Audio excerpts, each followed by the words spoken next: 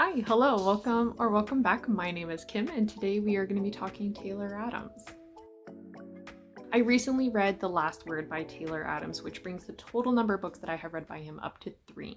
So what I'd like to do today is compare, contrast, talk about the environment, the atmosphere, the plot, the characters, the endings. I won't spoil anything, but I do want to compare them, see which ones maybe come out on top, and also see if the ratings still stand as well. Because looking back, I gave Hairpin Bridge 4.5 stars, and I don't even remember a lot of that book, so let's just jump right in. So here are the respective ratings that I gave each of the books. No Exit I gave 4.75, Hairpin Bridge I gave 4.5, and The Last Word I gave 4 stars. So with The Last Word, we are following along with Emma, and she's staying at this like Airbnb beach house type location. She's all alone out there. She's brought her dog with her. The only people who know that she's there is the neighbor and then the person who owns the place. While she's there, she's been reading a ton of books, and she read this one that she didn't really enjoy, so she goes on Amazon to leave her poor review of it. And then the author messages her directly and says, "I need you to take down your review. I'm a small indie author. My livelihood depends on the reviews." To which she says no. And then all of a sudden creepy things start happening. Somebody shows up at the beach house to cause her harm. In Hairpin Bridge, we are following Lena as she's trying to find out what happened to her twin sister. The last place that her twin was at Hairpin Bridge, and Lena's trying to get there and meet up with the police officer who found her sister. And oddly enough, her sister's suicide note was signed by the police officer. In No Exit, we are following Darby as she's stranded at a truck stop during a winter storm, so they can't drive anywhere. As she's walking through the parking lot to the truck stop, she sees that there's a child in the cage in the back of a van. So she goes into the truck stop and she's trying to figure out how to save the kid, who did this to the child, and basically why. So based on the summaries alone, The Last Word really creeps me out because a woman staying somewhere all alone and then somebody finds her and is trying to cause her harm, and plus you have your dog with you, like, that's very scary to me. So I was already creeped out before I picked it up. As far as Hairpin Bridge goes, I think the draw for me was the fact that the officer had signed the suicide note or sent a text message with his signature on it, but it looked like it was from Lena's sister. So I was like, what's going on with that? That really drew me in. And then with No Exit, I loved the execution of the plot with this. I thought that the pacing was really good with it. Upon initial look of the summary, it didn't totally draw me in. This wouldn't be the typical thriller that I would pick up. During the time that I read it, it was like mega hyped. And so I was like, okay, well, I gotta read this because everyone's reading it, and it absolutely lives up to the hype.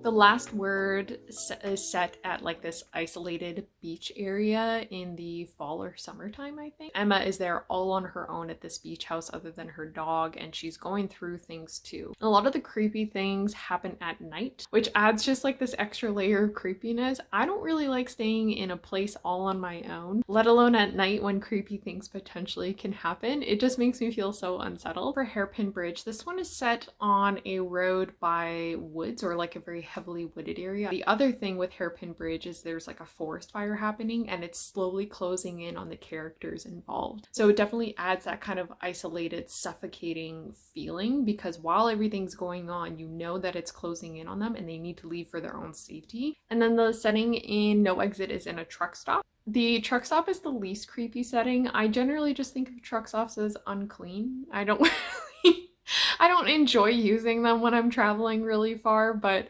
you know, I don't look at them and think creepy. Unless I'm using it at night, then for sure that's creepy. But this one in the story seemed to be very well lit and kind of well maintained and all that. But in the story, it is a really isolated location in the wintertime and during the night. Again, during the nighttime. Oh, and Hairpin Bridge was set during the daytime. I don't know if I mentioned that or not. With No Exit being set at that truck stop in the middle of winter and they can't go anywhere. It's like a forced proximity, forced isolation. It gives a very uncomfortable atmosphere, especially since the main character knows that somebody at the truck stop is doing something that they should not be doing, something that is very, very wrong. So it adds a layer of tension already from the get-go. As far as environment setting and atmosphere, I probably would have to give it to The Last Word, just because, you know, somebody staying all alone in a house that's like on a beach and there's not a ton of people around, and then somebody's coming to the house trying to harm them, and she has her dog with her. That's definitely pretty scary. So I'd have to give environment, setting, and atmosphere to The Last Word for sure. Next, we will move on to characters. I know there's a lot of contention around male authors writing female characters, but I feel like Taylor Adams does a pretty decent job. Emma from The Last Word I found to be fairly surface level. You know, I knew that there were like things going on with her, and that aside from the past that she has, I didn't really think she was like a fully fleshed out character. In Hairpin Bridge, I can't really give a solid reasoning if I like her or not, like the way she was written or not, because I don't remember anything about her. So I feel like that says a lot in itself. Maybe forgettable, but I do remember that she was pretty feisty, had good aim with the gun. I don't know. It's a bit of a reach. For No Exit, Darby was the main female character we were following along with. I liked her character the most. Not only was she most memorable, she was also more likable. And I liked the way that Darby was written the most out of all three of the characters. As far as the writing goes, all three have that really fast-paced, tense writing that is Taylor Adams' signature style. All three are highly graphic. As far as the ending goes, I feel like it's not even a competition. I have to give it to No Exit. I really enjoyed it. I thought that it was wrapped up really nicely, and I liked the way that all the characters and the little mini side plots to do with them were addressed and taken care of.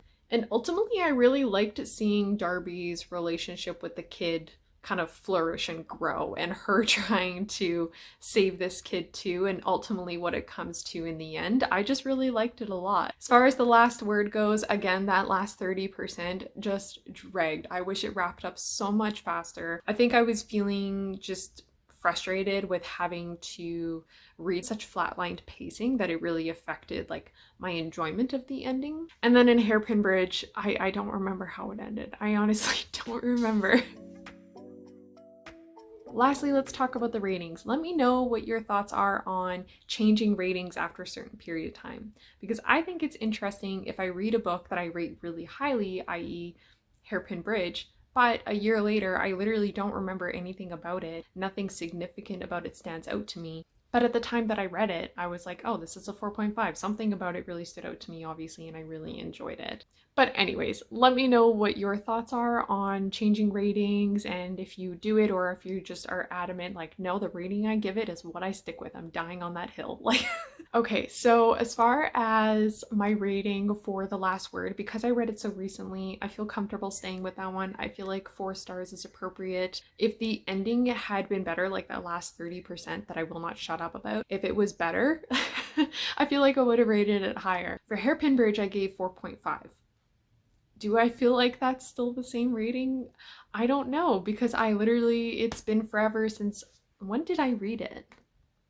I read it 2 years ago, and I literally don't remember anything about it. But at the same time, I read No Exit in 2020, so over 3 years ago, and I remember many scenes from it. I remember the plot, I remember specific moments. If I were to change my rating for any of these, it would be Hairpin Bridge, because evidently and justifiably, it's not very memorable. Like, I read this 2 years ago, and I don't remember specific moments. Anything outside of just the summary that is online, like, I don't really remember much else. And specific scenes, maybe like 1 or 2, but outside of that, like the reasoning why, what happened, how it all wrapped up, like, I don't remember. I literally don't remember. And I feel like on reflection, No Exit, like I read this over 3 years ago, and I still remember very specific moments, even outside of the plot. I remember how things wrapped up. I remember how the side plot wrapped up. Overall, really great. I feel like 4.75 is appropriate. So for No Exit and The Last Word, I feel like my ratings are appropriate. Hairpin Bridge, obviously I'm not going to go back and change my rating, but it's just interesting to see and think about. You know, overall, I really like Taylor Adams. I will obviously keep reading whatever he puts out. I think he writes like action scenes and fight scenes really well. And every time I read his books, there's always like, I just cannot read it fast enough. So that is Taylor Adams. I'd probably say of all the books that I've read by him, No Exit is easily my favorite. I own it It's right there. And I recommend it, I think, the most as well. I really, really enjoyed my reading experience with it, and it really was my introductory into Taylor Adams' writing. And I'll continue to pick up whatever he puts out. But let me know if there is an author that you've read multiple books from, and if there's any standouts specifically from them, or if you've read Taylor Adams.